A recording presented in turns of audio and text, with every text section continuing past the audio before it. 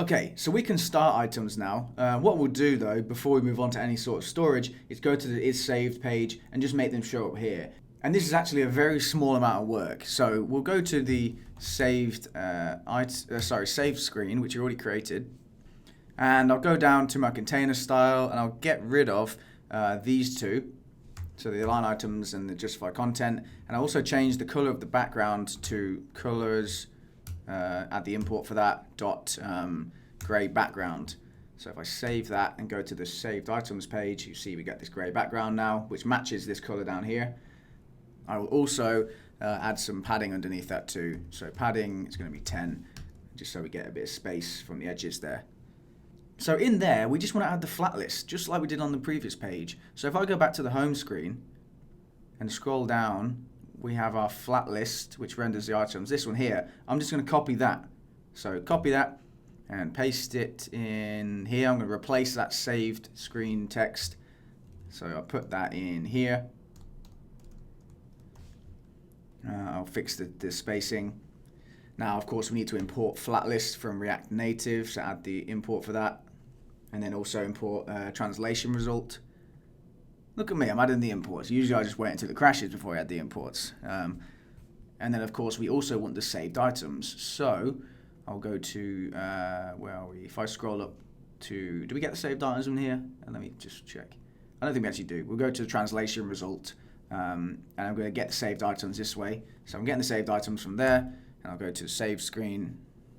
And I'll paste this above there. So I need to import use selector from React Redux. And then we can take the saved items and replace data history with saved items. So if I save that, we may see something. Of course, we need to actually add some saved items first. So I'll save that and save that one. And we see them there already. I told you, it was not much work at all. And you can actually unsave them from here too. If I click that, it went away because this is the saved item screen. When you unsave it, it goes away, and it's also reflected there as well. So if I unsave that and go back to here, you'll see this unsaved there too. So this is great, but one thing I just noticed is if I add a new item here, let's say I like pizza, it adds it to the bottom, but it should add it to the top. So what we're going to do is go back to the home screen, and at the bottom where we have that flat list we just copied, where it's got data history, I'm going to say data history, and we want to reverse it. Now there is a reverse function, so there's a reverse like that. But the problem is, as I said before, these items from state can't be changed. So if you did this, it would essentially try and change this array, and it would throw an error. So we need to actually create a copy first. So I'll just say .slice .reverse. So now if I save that, you'll see the most recent ones are there. So I'll say something else. It should go to the top. Like there, I like apples. Great. And we'll also do the same then for the saved items. If I save an item, you'll see they appear here. But if I save a new one, let's say this one with apples, I want it to appear on top, but it will appear on the bottom like that. We don't want that. So I'm going to take this .slice.reverse and do the same thing. Where are we? In the flat list. Oh, I'm in the wrong file. So in the flat list, I'm going to do it here. .slice.reverse. So I can't remember if I just explained this, but .slice creates a copy of the array, so it makes it okay. So now you've got this one at the top, and if I, let's say, unstar this "you are a great one," and I'll go back to here, and I will star it again, this should now be on top, because it was the latest one to be starred. So yeah, that's pretty much it.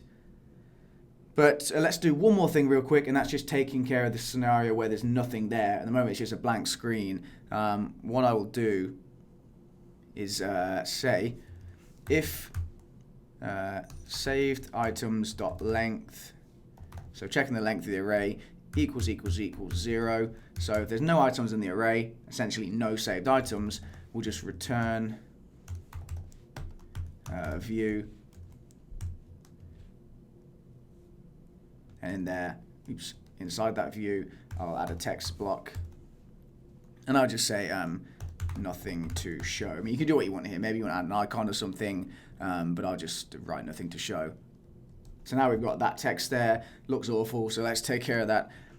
Style equals styles dot no items container, and I'll copy that style thing right there and put some on the text block, and this will be no items text, like that. Cool. So let's add some style for this no items container underneath there, like that, and I'll do the same for no items text. So no items text. Cool. We've got our style blocks. Let's actually add some style to it now. So the no items container is very simple. Just flex one, justify content, center, and then of course align items center. And if you do that, it should center this like that. And then we'll just set the font family on this, which won't make too much of a difference. So font family on the no items text.